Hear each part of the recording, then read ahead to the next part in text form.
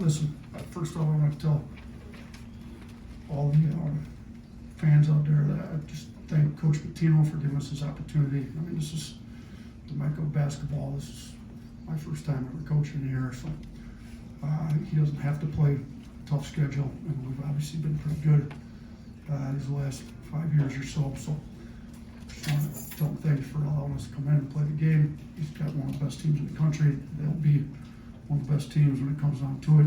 Whether we won or lost, this is going to be great for us. Just learned. I think our guys stepped up to the challenge. You know, we know they're one of the toughest teams. I mean, Ejiofor, I think, was the leading offensive rebounder in the country last year. So he's a preseason player here in the Big East. I mean, should be at 27 and 10 with 5 awards. So he kind of did his deal. I thought our guys did a pretty good job with most of their other guys. You know, Hopkins and Ejiofor were the only two scoring, it seemed like forever.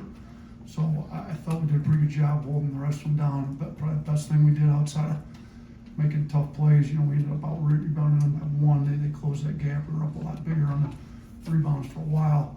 But probably the best thing, other than just making all those tough plays, was we took care of the ball. Our backcourt had 2 turnovers on the day.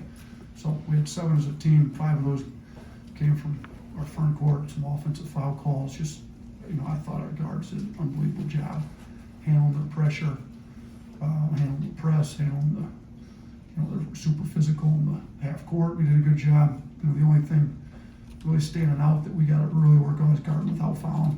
It's hard to win a game. The other team doubles you up at the free throw line. You know, they had 40 free throws. We only got 22. Huge discrepancy. We just, you know, we made tough plays. We're gonna have to figure out how to do it without fouling moving forward. Questions for Coach Labaron? Emily, go ahead. Okay. Hey, Coach. Congratulations on the win. Do you feel like Taylor Bolbowen was an X factor in today's game, and what were your thoughts on his performance compared to Monday against North Dakota? Huge. He was 100% the X factor in this game. The plays he made, the blocks he made, even the ones he didn't block where he challenged shots, the rebounds, I mean, he had 7 and 7.5. So if Taylor doesn't bring it like he brought it, we have no chance to win this game, especially with the rest of the guys being in foul trouble in the front court. So, you know, we played him as a small ball 5, and I thought he was great on Ejiofor. Played him at the 4. I thought he was great coming over, challenging shots on the weak side. Shoot sometimes he was at the 4. We cross-matched him on Ejiofor. I couldn't be more proud of like his effort, his toughness, and that's what we're going to need out of him moving forward. And he brought it. We chart those blue collar points. We call them. We give a hard hat at the end of the game. He won it. Him and Mari Allen were both over 20 on the kind of the blue collar points, effort, toughness plays. So Mari was huge for a freshman. His first week of college basketball, step up and play like he did in the Garden. He's got himself a great career ahead. John. Yeah, Nate, I'm just curious. Obviously, there were so many great players in the program last year, Mark, Cliff, and Grant. When Labaron decided to come back, what was the dialogue like about obviously taking the reins and being at the epicenter of everything? Yeah, I mean, he called me the day, late in the day. I had to pull his name out and say, what if I told you I always want to come back?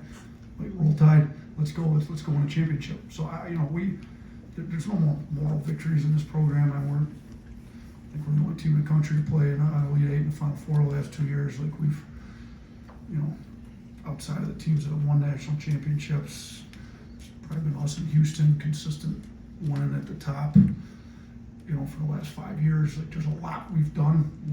More SEC championships, anybody in the SEC, more SEC wins, go on and on. But what we haven't done is win the whole thing. All right, and that's what he said. He wants to come back and win a championship.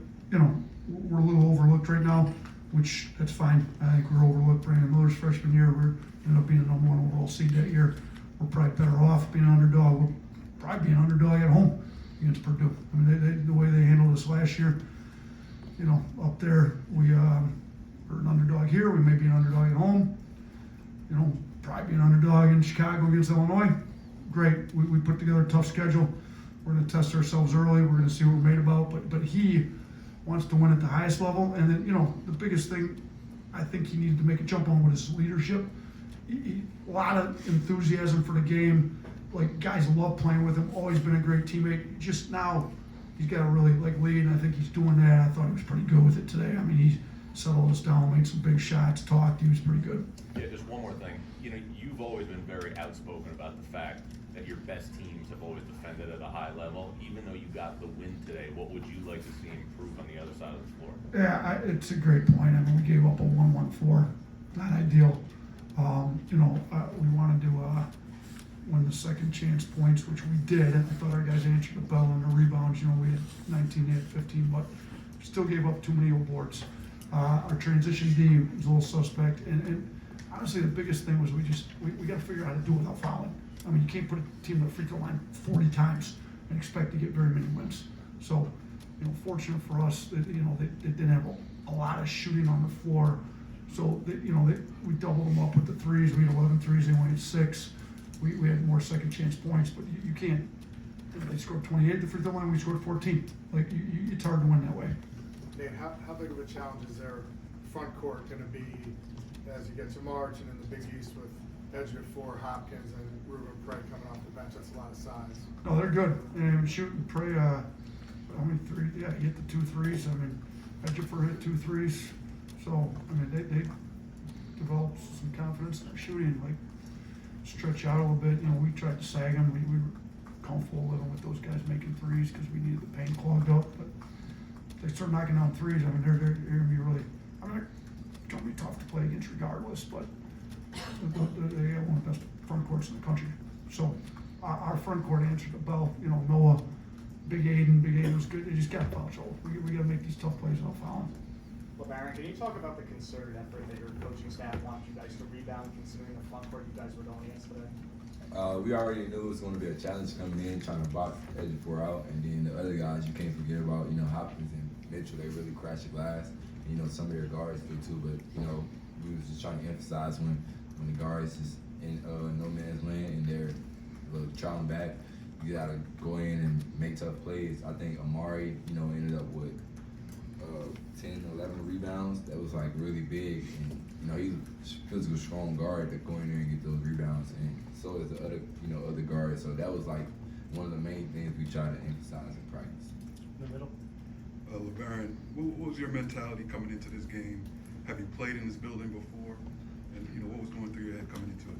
I never played in here before, but I already knew it was going to be like one of the biggest stages. I mean, Coach Oats talked to me, I think, on Wednesday.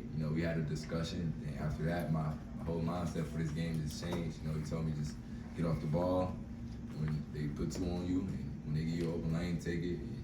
The most important thing was just being locked in on the defensive end. I think, I was really keyed in, trying to get guys inside the line and force them to take tough twos, and we was going to live with that. So.